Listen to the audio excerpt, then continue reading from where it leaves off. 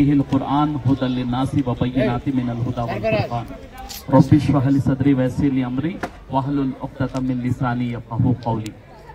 అనంత కరుణామయుడు అపార కృపాశీలుడు ఆయన చక్రవర్తి ఎంతో పరిశుద్ధుడు సురక్షితుడు శాంతి ప్రదాత సంరక్షకుడు సర్వాధికుడు సర్వోత్తముడు సజీవుడు నిత్యుడు అనంతుడు అగోచరుడు జీవిత సహచరి లేనివాడు తల్లి తండ్రి కుమారుడు కుమార్తెలు అనే సంసారిక సుఖ దుఃఖాలు వర్తించని పరమ పవిత్రుడు అల్లా సృష్టి వ్యూహాన్ని రచించేవాడు దానిని అమలుపరిచేవాడు ఆపై దాని ప్రకారం రూపకల్పన చేసేవాడు. మిత్రులారా, మిమ్మల్ని అందరినీ ఇస్లామీయ పద్ధతిలో ఆహ్వానిస్తున్నాను. అస్సలాము అలైకుం వరహ్మతుల్లాహి వబరకాతుహు. దీని అర్థం సృష్టికర్త అయినటువంటి అల్లాహ్ యొక్క శాంతి కారుణ్యం. ఉపస్థితులైనటువంటి మా మిత్రులందరూ మీకు కూడా అల్లాహ్ సుబ్హానహు వ తఆలా మంచి ఆరోగ్యాన్ని హిదాయత్ని ప్రసాదించుగాక. ఆమీన్. చూడండి, రమదాన్ అంటే మీ అందరికీ తెలిసిన విషయమే. రంజాన్లో ముస్లింలు చాలా కఠోర పరిశ్రమతో ఉపవాసాలు పాటిస్తూ మీరు చూసినట్లయితే దాదాపుగా 16 గంటలు ఇప్పుడు రోజా నడుస్తుంది. చూడండి, డాక్టర్స్ అయితే ప్రమోట్ చేస్తున్నారో దీన్నే మనం ఈరోజు ఎవరైనా డాక్టర్స్ న్యూట్రిషన్స్ ఎవరైతే ఉంటారో వారి దగ్గరికి మీరు వెళ్ళిపోయినట్లయితే వారు మీకు సజెస్ట్ చేస్తున్నారు అన్నమాట. దీన్ని ఏమంటారు? ఇంటర్మిటెంట్ ఫాస్టింగ్ సిస్టమ్ అంటారు. ఇంటర్మిటెంట్ ఫాస్టింగ్ సిస్టమ్ అంటే రోజులో మీరు ఘన పదార్థాలు కాకుండా కేవలం లిక్విడ్ మీద ఉండడం అనమాట. అంటే శరీరానికి ఎడతెరిపి లేకుండా పూర్తిగా తింటూ ఉంటారు కదా, అలా కాకుండా కేవలం లిక్విడ్ ఫామ్ లో ఉండడాన్నే దీని ఇంటర్మీడియట్ ఫాస్టింగ్ సిస్టమ్ అంటారు. 5 to 3 18 గంటలు మీరు ఏమి తినకుండా ఉండాలి, 6 గంటలు తినాలి. దీన్నే ఇంటర్మీడియట్ ఫాస్టింగ్ సిస్టమ్ అని ఈరోజు మెడికల్ సైన్స్ చెప్తుంది. న్యూట్రిషన్లు, డైటీషియన్లు, డాక్టర్లు దీన్ని ప్రమోట్ చేస్తున్నారు అనమాట. ఎందుకోసం అంటే మన బాడీ ఏదైతే ఉందో మన శరీరంలో చెత్త చెదారము, బ్యాడ్ కొలెస్ట్రాల్, హానికర పదార్థాలు వీటన్నిటి కూడా డీటాక్స్ అయ్యే పద్ధతి అనమాట. క్లీన్ అయిపోతాయి. దీన్నే ఇంటర్మీడియట్ ఫాస్టింగ్ సిస్టమ్ అని ఇప్పుడు డాక్టర్స్ ప్రమోట్ చేస్తున్నారు. కానీ ముస్లింలు ఉండే ఉపవాసాలు ఏవైతే ఉన్నాయో వీటిపై ఒక పరిశోధన జరిగింది. ఒక జపానీ సెల్స్ బయాలజిస్ట్ ఉన్నాడు, ఆయన పేరు యాసినోరి ఓసుమి అనేటటువంటి జపానీ సెల్స్ బయాలజిస్ట్. ఏం చేస్తారంటే ముస్లింల పరిశోధనలపై, ముస్లింల ఉపవాసాలపై పరిశోధన చేస్తే ఆయనకు ఒక నోబెల్ ప్రైజ్ ఇచ్చారు 2016లో. మీరు గూగుల్లో వెళ్ళి మీరు యాసినోరి ఓసుమి అని మీరు టైప్ చేసినట్లయితే మీకు అక్కడ ఆయన గురించి వస్తుంది అనమాట. ఆయన ఒక మెకానిజం ని ప్రవేశపెట్టాడు, కనుక్కున్నాడు ముస్లింల ఉపవాసాలపై. అదేంటంటే the discovery of mechanism for autophagy. Autophagy అనేటువంటి పదం ఏదైతే ఉందో ఇది గ్రీక్ పదం అనమాట. దీన్ని ఇంగ్లీష్ లో ట్రాన్స్లేట్ చేస్తే సెల్ఫ్ ఈటింగ్ అనే అర్థం వస్తుంది. ఏ వ్యక్తి అయితే 12 గంటల నుండి 14 గంటల వరకు ఏమి తినకుండా ఏమి తాగకుండా కఠోర పరిశ్రమ చేసినప్పుడు మన బాడీకి ఎనర్జీ అవసరం ఏర్పడుతుంది. అప్పుడు మన బాడీ ఏం చేస్తుందంటే మన శరీరంలో ఉన్నటువంటి బ్యాక్టీరియల్ ఇన్ఫెక్షన్స్, అదేవిధంగా వైరల్ ఇన్ఫెక్షన్స్, ఏవైతే హానికర పదార్థాలు ఉంటాయో వాటికి వ్యతిరేకంగా ఫైట్ చేసి వాటిని నశింపజేస్తుంది. దీన్నే గ్రీకులో ఆటోప్యాజీ అంటారు. ఆటోప్యాజీ అంటే సెల్ఫ్ ఈటింగ్ అనమాట. అంటే మన యొక్క శరీరంలో దైవం ఎలాంటి ఒక ప్రక్రియ పెట్టాడు అంటే మన శరీరం, మన బాడీలో దేవుడు పెట్టాడు సెల్ఫ్ డిఫెన్స్ సిస్టమ్. దీన్నే ఆటోప్యాజీ అంటారు, సెల్ఫ్ ఈటింగ్ అని ఇంగ్లీష్ లో ట్రాన్స్లేట్ చేస్తారు. కాబట్టి ఉపవాసం వల్ల చాలా అద్భుతమైనటువంటి ప్రయోజనాలు ఉంటాయి. మన శరీరంలో ఇన్సులిన్ ని దాన్ని కంట్రోల్ చేసేటటువంటి శక్తి, అదేవిధంగా అధిక రక్తపోటుకు సంబంధించి బ్యాడ్ కొలెస్ట్రాల్, ట్రైగ్లిజరైడ్స్ వీటన్నిటిని కూడా కంట్రోల్ చేసేటటువంటి నియంత్రణ అనేది ఉపవాసాల ద్వారా చాలా అద్భుతమైన ఫలితాలు ఉన్నాయి. ఇది ముస్లింలు ఉపవాసాలు పాటిస్తున్నారు. అయితే ముఖ్యంగా ఖురాను గ్రంథం అనేది రంజాన్ లో అవతరించింది కాబట్టి రంజాన్ లో ఉపవాసాలు కృతజ్ఞతగా పాటించాలి.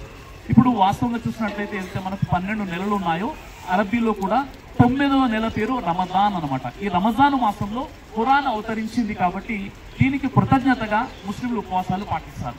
మరి ఖురాన్ ఇచ్చే సందేశం ఏంటి? ఇప్పుడు చూడండి, తరావీ నమాజ్ చదువుతుంటారు మసీదులో, 20 రకాతులు అలా చదువుతుంటారు, 8 రకాతులు 20 రకాతులు ఖురాన్ కంప్లీట్ చేస్తుంటారు.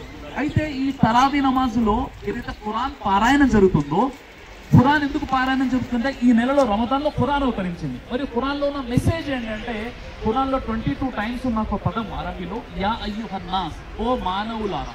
చెప్పండి, మానవులారా అంటే హిందువులా, క్రైస్తవులా, సిక్కులా, ఎవరు అంటే ప్రపంచ మానవులందరినీ ఉద్దేశించి దైవం ఖురాన్లో యా అయ్యుహన్నాసు తఖూ రబ్బకుముల్లదీ ఖలఖకుమ్ మిన్ నఫ్సిన్ వాహిదా వ ఖలఖ మిన్హా జౌజహా వ బథ మిన్హుమా రిజాలన్ కసీరన్ వ నిసా వత్తఖుల్లాహ అల్లదీ తసఅలూన బిహి వల్ అర్హామ్ ఇన్నల్లాహ కాన అలైకుమ్ రఖీబా. ఓ మానవులారా, మీరంతా కూడా ఒకే జంట నుండి ఉనికిలోకి వచ్చారు.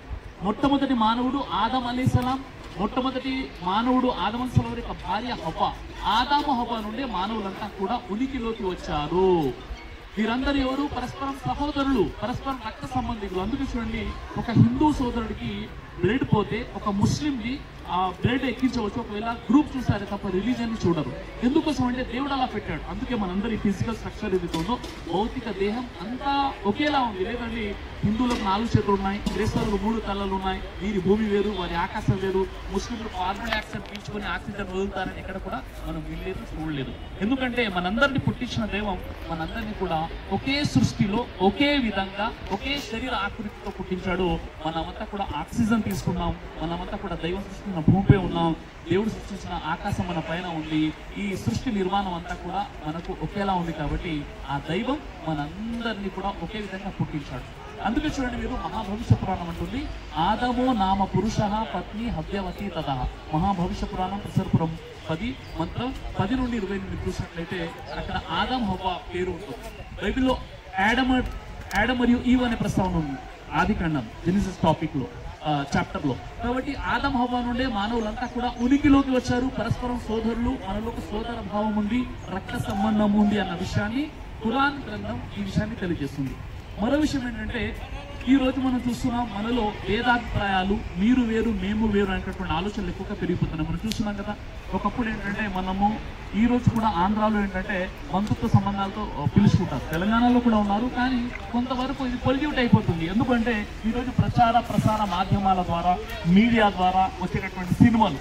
ఒకప్పుడు సినిమా అనగానే హీరో అంటే ఒక మంచి క్యారెక్టర్ ఉండేది, ఒక మంచి మెసేజ్ ఉండేది. సినిమా అంటే సొసైటీకి ఉపయోగపడేది ఉండేది. కానీ ఈ రోజు హీరోని ఎలా చూపిస్తున్నారు? ఎన్ని దారుణాలు, ఎన్ని హత్యలు, ఎన్ని మర్డర్స్. అతడు డ్రగ్ ఎడిక్ట్ అయి ఉంటాడు, అతన్ని హీరోగా చూపిస్తున్నారు. కానీ మన పూర్వీకులు అలా చేసేవారు. ఈ రోజు వచ్చే సినిమాలు ఏంటి? ఈ రోజు చాలా బాధాకరమైన విషయం ఏంటంటే, రాజకీయ నాయకులు సినిమా రంగాన్ని కూడా వాడుకుంటున్నారు. మనం చూస్తున్నాం కశ్మీర్ ఫైల్స్ అని, కేరళ స్టోరీ అని, ఇప్పుడు రజాకార్ మూవీ అని, ఈ విధంగా సినిమాల ద్వారా ముస్లింలపై, హిందూ ముస్లింలు మనం అన్నదమ్ముల్లా కలిసి ఉంటున్నాం.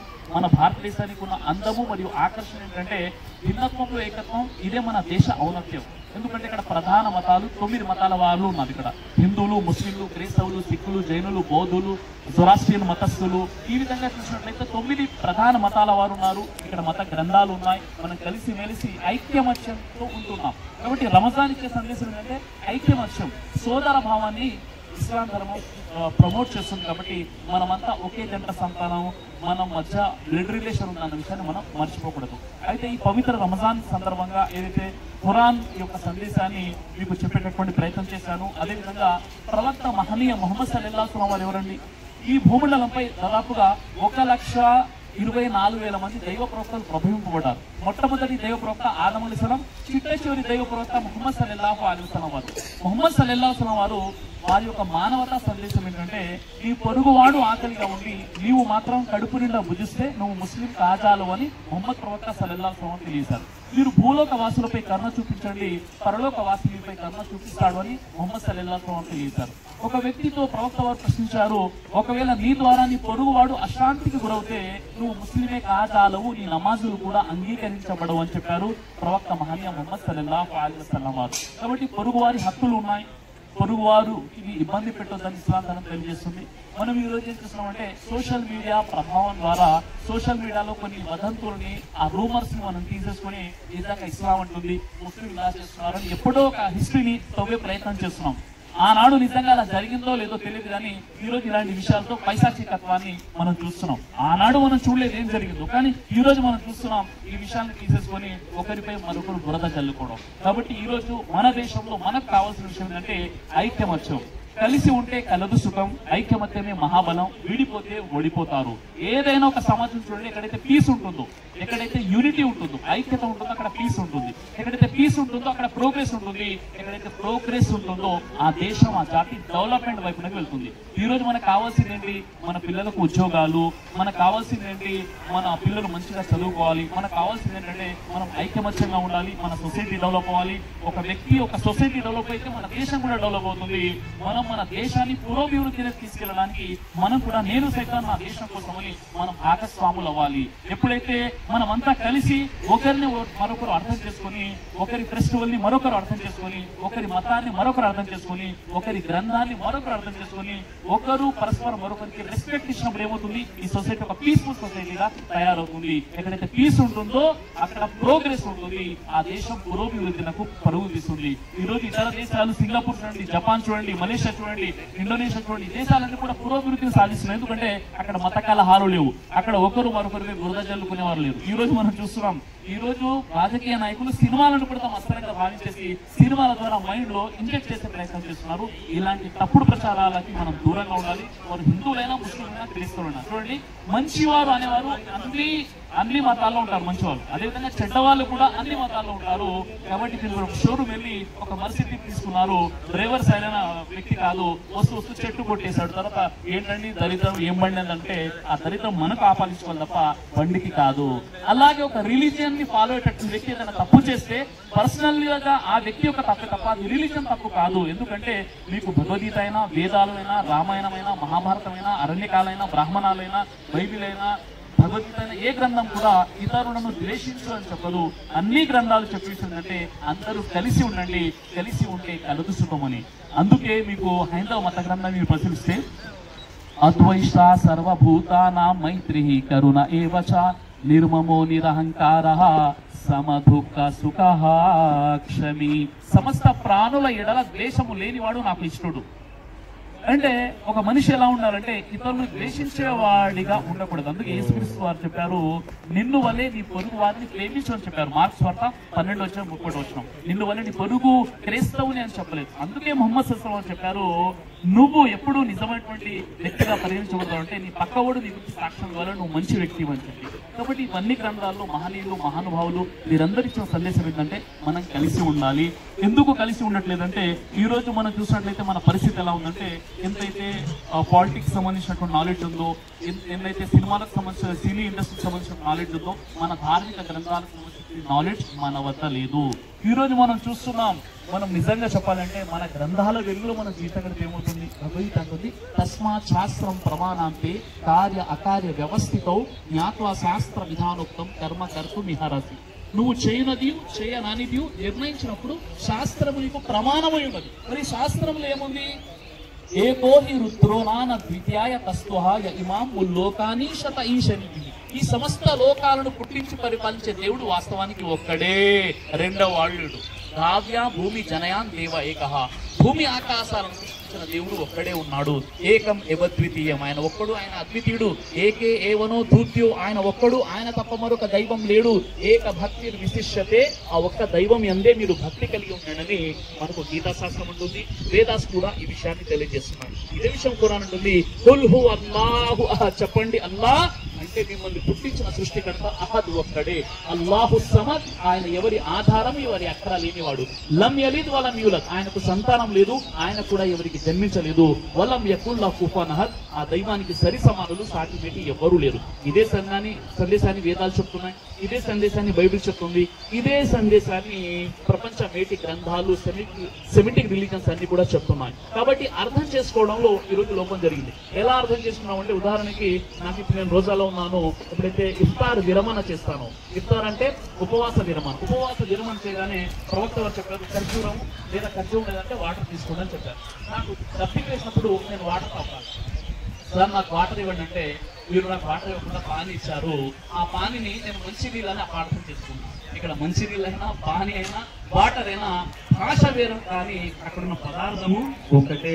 కానీ ఈరోజు మన మూర్ఖత్వం ఎలా ఉందంటే, నేను పానీ తాగుతాను కానీ వాటర్ వద్దండి, నాకు వాటర్ కావాలి కానీ మంచినీళ్ళు అంటే పరమ అసహ్యం అండి అనేటటువంటి ఏదైతే మూర్ఖత్వ వాదన ఉందో ఇది ఈరోజు మన సమాజంలో చూస్తున్నాం. కాబట్టి దీనికి మనం వేరుగా ఉండాలి. సోదరులారా, మన యొక్క రాష్ట్రాలకు, దేశాలకు సరిహద్దులు ఉన్నాయి, మానవత్వానికి సరిహద్దు లేదు, ఆకలికి మతము లేదు. మనం చూస్తున్నాం కదా, ఎవరికైనా ఆకలిస్తుంది, ఎవరికైనా సమస్యలు ఉంటాయి, ఎవరు కూడా ఆకలికి మతాన్ని ముడిపెట్టాల్సిన అవసరం కూడా ఉండదు. కాబట్టి దైవము ఈ యొక్క సరిహద్దులు అనేవి ఈ రోజు మనం రాష్ట్రానికి దేశానికి ఏర్పాటు చేస్తున్నాం, కానీ మానవత్వానికి ఎలాంటి సరిహద్దులు లేవు అన్న విషయాన్ని మనం తెలుసుకోవాలి. కాబట్టి ఎప్పుడైతే మనమంతా కలిసి ఉంటామో అప్పుడు మనలో మొహబ్బత్ అంటే ఒక ప్రేమ ఉంటుంది. ఎక్కడైతే ప్రేమ ఉంటుందో అక్కడ ఐక్యత ఉంటుంది, ఎక్కడైతే ఐక్యత ఉంటుందో అక్కడ పురోగతి ఉంటుంది. కాబట్టి ఈ రోజు మన దేశానికి మన సమాజానికి కావాల్సిన సందేశాన్ని నేను ముఖ్తసరిగా సంక్షిప్తంగా తెలియజేస్తాను. ఎందుకంటే ఇది పవిత్ర రంజాన్ మాసం, ఇది ఇఫ్తార్ టైం, కాబట్టి ఇంకా ఎక్కువగా నేను సమయం తీసుకోవాలని అనుకోవట్లేదు. ముఖ్యంగా ఈ రోజు అల్హమ్దులిల్లా అల్లాహ్ యొక్క మహదానుగ్రహం వల్ల మన అన్వర్ షా మసీద్ ఏదైతే ఉందో మన వాజిద్ గారు వారి అమ్మగారి జ్ఞాపకార్థం ఏదైతే మసీదు, చాలా మంది ఏంటంటే ప్రపంచాన్ని వదిలి వెళ్ళిపోయిన తర్వాత మసీద్ కడుతుంటారు, కానీ వాజిద్ ఏంటంటే తల్లి గారి కళ్ళ ముందే మసీద్ కట్టేది చాలా మంచి విషయం. ఇది మసీద్ అంటే మీ అందరికీ తెలిసిన విషయమే. సృష్టికర్తనటువంటి దైవాన్ని, ఏకైక దైవాన్ని ఆరాధించేటటువంటి ఒక ప్రదేశాన్ని మస్జిద్ అని అంటారన్నమాట. కాబట్టి ఆ మసీద్ యొక్క ప్రాంగణంలో మనం ఉన్నాము. చాలా మంది మిత్రులు ఇక్కడికి వచ్చేసి ఉన్నారు. మీ అందరి కోసం కూడా నేను దువా చేస్తున్నాను. అల్లాహ్ సుబ్హానహు వ తఆలా అల్లాహ్ సుబ్హానహు వ తఆలా ఎవరైతే ఇక్కడ కూర్చొని ఉన్నారో వారికి హిదాయత్ సన్మార్గానికి సాధించుకాక, మంచి ఆయుష్ ఆరోగ్యాలకు సాధించుకాక, వారికి ఉన్నటువంటి కష్టాలని దూరం చేయాలి. మనమంతా కలిసి ఉండాలి. కలిసి ఉంటేనే కలుసుకాం. మాటికి ఇదే విషయం నా ప్రసంగాల ద్వారా నేను చెప్తుంటాను. కాబట్టి ఇప్పుడు సమయం చాలా తక్కువ ఉంది, కాబట్టి ఇంతటితో ఈ యొక్క చిరు సందేశాన్ని నేను ముగిస్తున్నాను. ఇంకేదైనా మీకు డౌట్స్ ఉన్నా మీరు అడగొచ్చు, లేదా ఇంకా నా యొక్క వీడియోస్ డీటెయిల్ గా మీరు చూడాలంటే బ్రదర్ సిరాజ్ అని మీరు యూట్యూబ్ లో మీరు చూడొచ్చు. మాషాల్లాహ్ బ్రదర్ సిరాజ్ అని చాలా వీడియోస్ ఉంటాయి. ఈ రోజు కూడా ఒక కొత్త వీడియో అప్లోడ్ అయింది, మీరు చూడవచ్చు అనమాట. కాబట్టి దైవంతో నేను చివరిగా దువా చేస్తున్నాను. ఓ అల్లాహ్, నా ఈ దేశాన్ని మతోన్మాదము నుండి, మారణ హోమం నుండి, మానవత్వం మరిచిన మృగాల నుండి, నరరూప రాక్షసుల నుండి నా ఈ దేశాన్ని కాపాడు. జై హింద్. అస్సలాము अलैकुम वरहमतुल्लाहि वबरकातुहू. बहुत बहुत शुक्रिया के साथ मैं सिराज साहब का शुक्रिया अदा करता हूं. इस प्रोग्राम में हमें 15 से 20 मिनट का वक्त दिया गया था. 15 నిమిషాల్లో చాలా మెసేజ్ మనకు దొరికింది. మెసేజ్ దొరికినట్టు ఉంటే ఒకసారి సార్కి మనం థ్యాంక్స్ చెప్పి క్లాప్స్ తో థ్యాంక్స్ చెప్పాలి. అది నోటితో చెప్పలేము ఇక్కడ, కాబట్టి క్లాప్స్ తో థ్యాంక్స్ చెప్తే అర్థమైపోతుంది సార్కి. నెక్స్ట్ ఏదైనా ప్రశ్న ఉంటే మీరు అడగొచ్చు. మనము ఇఫ్తార్ తర్వాత కొంచెం సార్ దగ్గర ఒక 15 నిమిషాలు మనం టైం తీసుకున్నాం. ఎవరైనా హిందూ దోస్తులు ఫ్రెండ్స్ ఉంటే ఏదైనా మీ మైండ్ లో ఏమైనా నడుస్తుంటే అది సార్ దగ్గర చెప్తే సార్ ఏమో దానికి డౌట్ క్లియర్ చేసే ప్రయత్నం చేస్తారు. ఇప్పుడు మనము ఎక్కువ సమయం తీసుకోకుండా మీరు అందరూ ఫ్రెండ్స్ అందరు కలిసి మనం అందరం కలిసి ఈ రోజు ఇఫ్తార్ ప్రోగ్రామ్ మనం ఇఫ్తార్ గా రోజా ఇఫ్తార్ చేసుకుందాం. అందరు కలిసి చేసాం. రోజు మేమే చేస్తాం కాబట్టి ఈ రోజు మీ అందరికి కూడా పిలిచినాం. మీ అందరితో చేయాలని ఈ రోజు మేము కోరుకుంటున్నాం. మీరు ఎక్కడ వెళ్లకుండా మాతో పాటు इफ्तार रोजा खोलने की कोशिश करेंगे. इंशाल्लाह रोजा खोलेंगे. उसके बाद దాని తర్వాత మనం భోజనాలు కూడా ఇక్కడ తయారున్నాయి. భోజనాలు కూడా మనం చేసుకొని మీరు పర్సనల్ గా కలవాలనుకుంటే సార్ తోని ఒక 10 నిమిషాలు టైం తీసుకొని మనం 1-to-1 కూర్చొని మాట్లాడుకుందాం. Okay, thank you.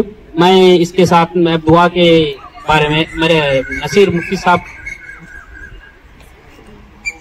पहले रमजान से लेके आज तक के जो रोजाना इफ्तार पार्टी का नज्म सिस्टम चला है. यहाँ पर एक आदमी की ताकत नहीं है, एक आदमी की यहाँ पर ऐसा नहीं है कि एक ही आदमी प्रोग्राम को चला रहे हैं और ये मजीद एक ही आदमी की नहीं है, सारे के सारे लोगों की है.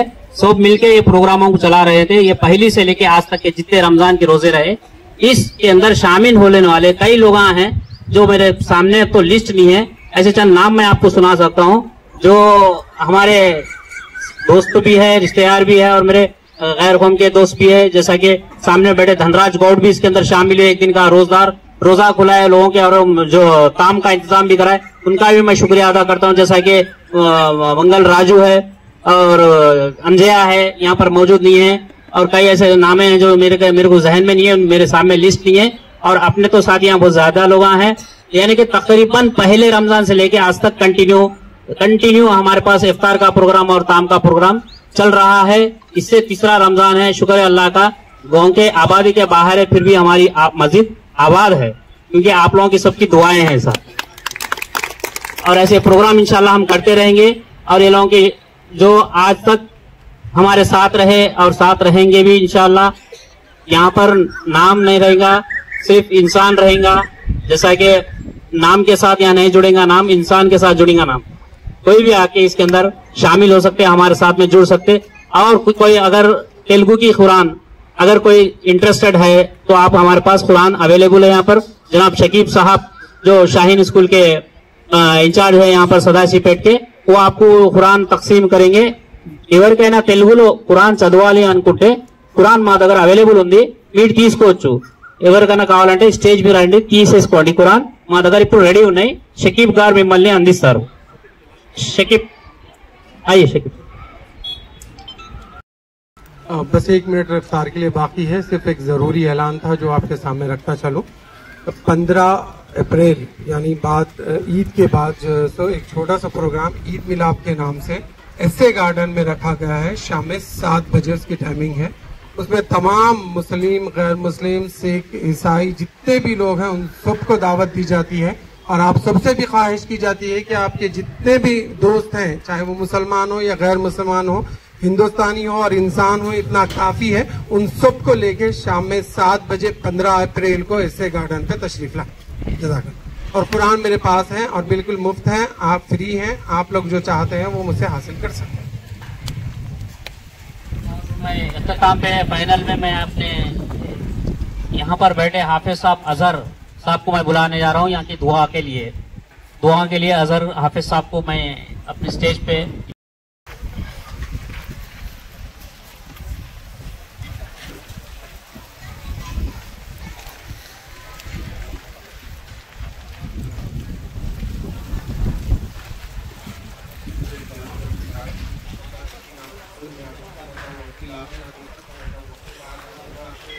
ربنا فاغفر لنا ذنوبنا وكفر عنا سيئاتنا وتوفنا مع الابرار اللهم صل على محمد النبي الأمي وعلى آله وسلم تسليما لا إله إلا أنت سبحانك إني كنت من الظالمين اللهم إنك عفو تحب العفو فاعف عنا يا كريم اللهم أنت السلام ومنك السلام تبارك ربنا وتعالى يا ذا الجلال والإكرام اللهم إني على ذكرك وشكرك